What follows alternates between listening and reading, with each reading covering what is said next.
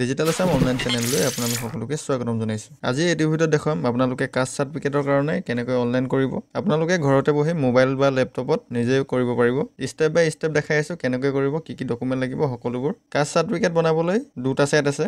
এটা হৈছে সেৱা সেতু পৰ্টেল আৰু এটা হৈছে ই-ডিষ্ট্ৰিক্ট। আপোনালোকক সেৱা সেতু পৰ্টেলত কাষ্ট চাৰ্টিফিকেট বনাবলৈ প্ৰেফাৰ নকৰোঁ। সেৱা সেতুত কাষ্ট চাৰ্টিফিকেট এপ্ৰুভ হ'বলৈ বহুত দিন লাগে। কিছুমানৰ 2-3 মাহত হয়, কিছুমানৰ 3-4 মাহ লাগি যায়। সেইকাৰণে আপোনালোকে ই-ডিষ্ট্ৰিক্টত এপ্লাই কৰিব।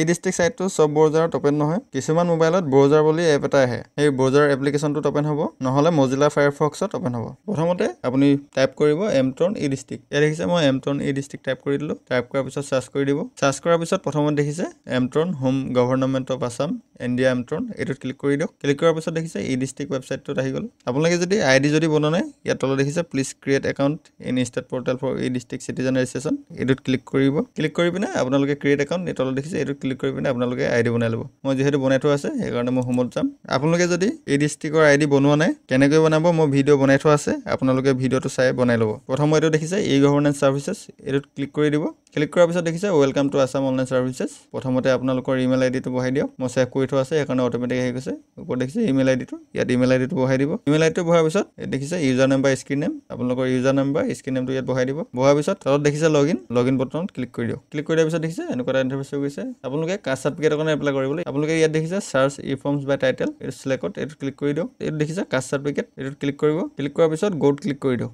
গ'ত ক্লিক কৰাৰ পিছত দেখিছে কাষ্ট চাৰ্টিফিকেট, ইয়াত দেখিছে এপ্লাই অনলাইন, এইটো দেখিছে অনলাইন, এইটোত ক্লিক কৰি দিয়ক। ক্লিক কৰাৰ পিছত ছাবমিট অনলাইন, এইটোত আপুনি ক্লিক কৰি দিয়ক। ক্লিক কৰাৰ পিছত দেখিছে এপ্লিকেশ্যন ফৰ্মখন ওপেন হৈ গৈছে। প্ৰথমতে দেখিছে প্ৰমাণপত্ৰৰ ভাষা, আপোনালোকে ইয়াৰ পৰা কি ভাষাত প্ৰমাণপত্ৰখন বিচাৰে সেইটো চিলেক্ট কৰি ল'ব। চিলেক্ট কৰাৰ পিছত দেখিছে এপ্লিকেশ্যন ফৰ, আপোনালোকে SC ST OBC MOBC কিহৰ কাৰণে এপ্লাই কৰে সেইটো চিলেক্ট কৰিব। চিলেক্ট কৰাৰ পিছত তলত দেখিছে এপ্লিকেশ্যন নেম, ইয়াত আপোনালোকৰ নেমটো ফিল কৰি দিয়ক। নেমটো ফিল কৰাৰ পিছত তলত দেখিছে এপ্লিকেণ্টছ জেণ্ডাৰ, ইয়াত আপোনালোকে চিলেক্ট কৰি পিনে জেণ্ডাৰটো চিলেক্ট কৰি ল'ব। জেণ্ডাৰটো চিলেক্ট কৰাৰ পিছত আপোনালোকে ইয়াত মোবাইল নাম্বাৰটো বহাই দিব। মোবাইল নাম্বাৰটো বহাৰ পিছত তললৈ আহিব। ইয়াত দেখিছে পেন নাম্বাৰটো আপোনালোকে নিদিলেও হ'ব। ইমেইল আইডিটো নিদিলেও হ'ব। তলত দেখিছে এপিক নাম্বাৰ, এইটো মেণ্ডেটৰী নহয়, এইটো নিদিলেও হয়। তলত দেখিছে ডেট অফ বাৰ্থ, আপোনালোকে ইয়াত ডেট অফ বাৰ্থটো চিলেক্ট কৰি ল'ব। ডেট অফ বাৰ্থটো চিলেক্ট কৰাৰ পিছত আপোনালোকে কমিউনিটিটো চিলেক্ট কৰি ল'ব, কি কমিউনিটি হয়। কমিউনিটিটো চিলেক্ট কৰাৰ পিছত দেখিছে ছাব কেটেগৰী, ইয়াত চিলেক্ট কৰিব। চিলেক্ট কৰি আপোনালোকৰ ছাব কেটেগৰীটো চিলেক্ট কৰি ল'ব। চিলেক্ট কৰাৰ পিছত তলত দেখিছে ফাদাৰ্ছ নেম, ইয়াত আপোনালোকৰ ফাদাৰ্ছ নেমটো বহাই দিয়ক। ফাদাৰ্ছ নেমটো বহাৰ পিছত তললৈ আহিব। তাৰপিছত দেখিছে মাদাৰ্ছ নেম, ইয়াত আপোনালোকৰ মাদাৰ্ছ নেমটো বহাই দিয়ক। তাৰপিছত দেখিছে এড্ৰেছ, ইয়াত সম্পূৰ্ণ এড্ৰেছখিনি ফিল কৰি দিব ধুনীয়াকৈ। মই ফিল কৰি লৈছোঁ। তাৰপিছত তলত দেখিছে ষ্টেট, এইটো ষ্টেটটো ইয়াত চিলেক্ট হৈ থাকিব। তলত দেখিছে ডিষ্ট্ৰিক্ট, ইয়াত আপোনালোকৰ ডিষ্ট্ৰিক্টটো চিলেক্ট কৰি ল'ব। ডিষ্ট্ৰিক্টটো চিলেক্ট কৰাৰ পিছত চাব ডিভিজন দেখিছে মহকুমা, ইয়াত আপুনি চিলেক্টত ক্লিক কৰিব। ক্লিক কৰি আপোনালোকৰ চাব ডিভিজনটো চিলেক্ট কৰি ল'ব। চাব ডিভিজনটো চিলেক্ট কৰাৰ পিছত তলত দেখিছে চাৰ্কল অফিচ, এইটো চিলেক্ট কৰিব। ইয়াৰ পৰা আপোনালোকৰ চাৰ্কল অফিচটো বাছি ল'ব কি হয়। তাৰপিছত তলত দেখিছে মৌজা, এইটো চিলেক্ট কৰিব। ইয়াত মৌজাটো চিলেক্ট কৰি ল'ব। মৌজাটো চিলেক্ট কৰাৰ পিছত তলত দেখিছে ভিলেজ, এইটো চিলেক্ট কৰিব। ইয়াৰ পৰা আপোনালোকৰ ভিলেজটো বাছি ল'ব। ইয়াত চাৰ্চ বক্সত ক্লিক কৰি আপোনালোকে চাৰ্চো কৰি দিব পাৰে। যদি আপোনালোকৰ ইয়াত যদি লিষ্টত যদি ভিলেজটো নাই, তেনেহ'লে ইয়াত দেখিছে অৰ্ডাৰ্ছ, এইটো ক্লিক কৰিব। ক্লিক কৰি আপোনালোকে মেনুৱেলি আপোনালোকৰ ভিলেজটো টাইপ কৰি দিব। ভিলেজটো টাইপ কৰাৰ পিছত তলত দেখিছে পুলিচ ষ্টেচন, ইয়াত চিলেক্ট কৰি পিনে আপোনালোকৰ পুলিচ ষ্টেচনটো চিলেক্ট কৰি ল'ব। পুলিচ ষ্টেচনটো চিলেক্ট কৰাৰ পিছত তলত দেখিছে পোষ্ট অফিচ, এইটো আপুনি চিলেক্ট কৰিব। চিলেক্ট কৰাৰ পিছত ইয়াৰ পৰা আপোনালোকৰ পোষ্ট অফিচটো বাছি ল'ব। পোষ্ট অফিচটো চিলেক্ট কৰাৰ পিছত তললৈ আহিব। ইয়াত দেখিছে পিনক'ড, ইয়াত আপোনালোকৰ পিনক'ডটো ফিল কৰি দিয়ক। পিনক'ডটো ফিল কৰাৰ পিছত দেখিছে এটাচমেণ্ট ছেকশ্যন, আপোনালোকে ইয়াত আপোনালোকৰ ডকুমেণ্টবিলাক আপলোড কৰিব লাগিব। প্ৰথমতে দেখিছে এপ্লিকেণ্ট ফটো, আবেদনকাৰী ফটো, ইয়াত আপোনালোকৰ ফটোকপি আপলোড কৰি দিব। ফটোকপি আপলোড কৰাৰ পিছত 2 নম্বৰ দেখিছে proof of date of birth, 1 of the birth certificate, Aadhaar card, PAN,